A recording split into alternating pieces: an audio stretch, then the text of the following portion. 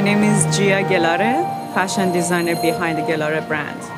For me, sustainability is a very spiritual thing. How can I become a better person during a creation? I think if we all decided consciously where we are spending our money and energy, with the money that you spend for all this piece of the clothing that you're just gonna throw it away, you can do so many amazing things and help so many other people. I believe in quality more than quantity. A slow fashion for me is very important, and conscious choices. Hello, this is Rami Kadi. I'm very happy to be part of this show that is happening in collaboration with the United Nations for the Sustainable Fashion Summit here in Dubai with COP28.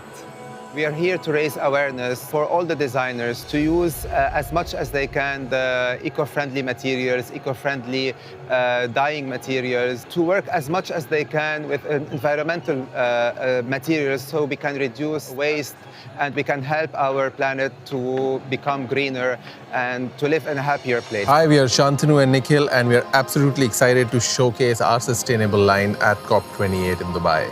One of the most key takeaways from an event like this would be to be mindful.